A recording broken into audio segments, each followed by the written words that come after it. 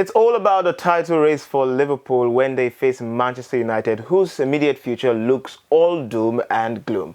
Here's a preview of that big game coming your way on Sunday. My name is Ayomide, Sotubo, and this is the Nutmeg on Guardian TV.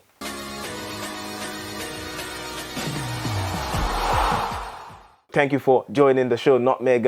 Of course, it's all about that big game against Liverpool and Manchester United. Perhaps it's traditionally the biggest fixture in England, and that's the crux of our conversation in this edition of the show. And joining me to do that is Hogan.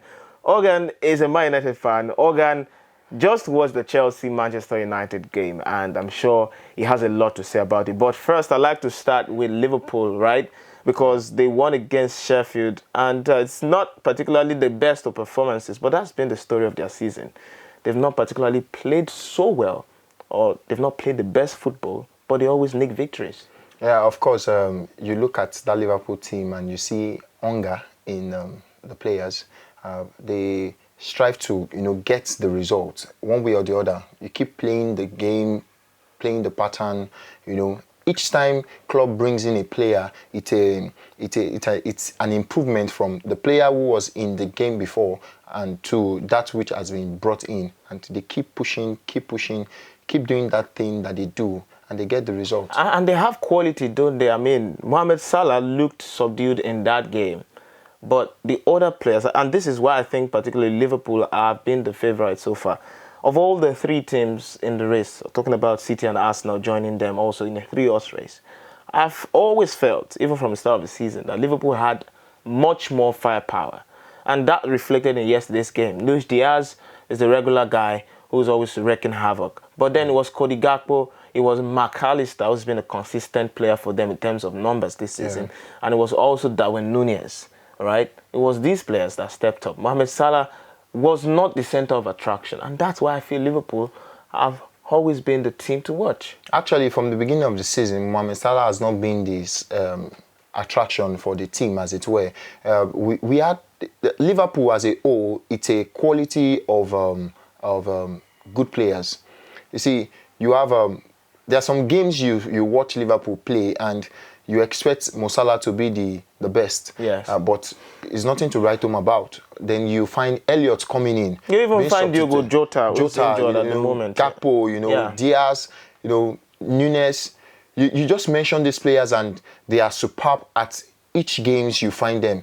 In the midfield there is McAllister, there is they have Endo. And I think the recruitment in the summer was concentrated on that midfield, and exactly. they are reaping the dividends of it right now. Yeah. Actually, over time they've had issues in the midfield. They lost Anderson, they lost Fabinho, they lost Thiago to injury. But bringing in these players, the likes of McAllister, Endo, they brought them in, and Szoboszlai, they brought in there was this McAllister. They played. The joy for me for that team is the way they brought in those players. Our club has been able to bring them into the culture of Liverpool within months. Yes, do you think this is enough reason for them to be favourites, even as we're in the business end of the season?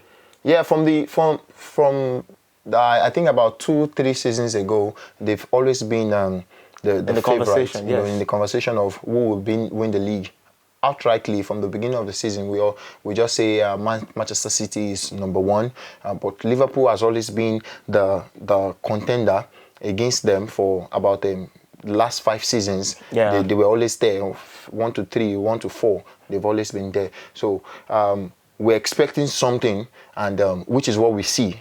They are the title contender as we speak. They are the one topping leading the table, and Arsenal, Manchester City are coming. They're there. Yes. Anything and it's just can happen. A matter of 3 points. Yeah, anything can happen. Now, I want us to take the focus off the title race now, because Man United will entertain Liverpool for the second time in a matter of weeks. Yeah. And before the international break, the March international window, we saw Manchester United win against Liverpool. They had to come from behind and win.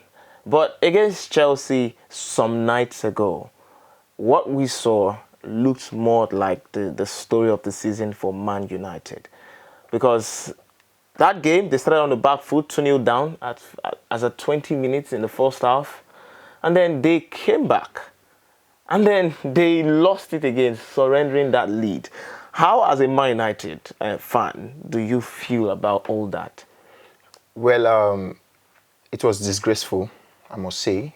I must say, the difference between the Liverpool team and the Manchester United team is the hunger in the players, the hunger to win. You see these players very serious in the game.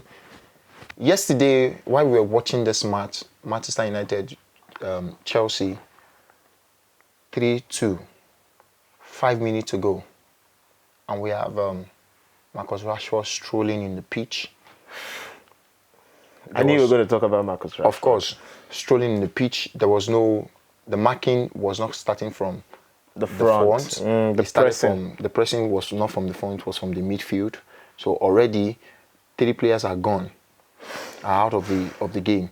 Behind, if you watch the goals that were scored within those minutes, they were scored. There were goals that later came into the midfield. Yes. Very edge of 18, where you expect that either the supporting striker or the striker is supposed to be there to support. At that time, everybody is supposed to be defending. Everybody is supposed to be attacking when they are attacking. Yes. But they were playing a -1.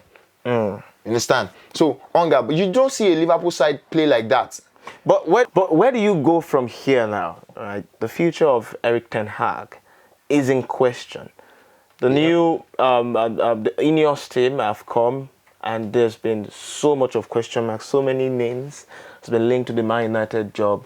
Do you think it should stay or go? See, from the onset, I've always said that coach is not the issue of Manchester United.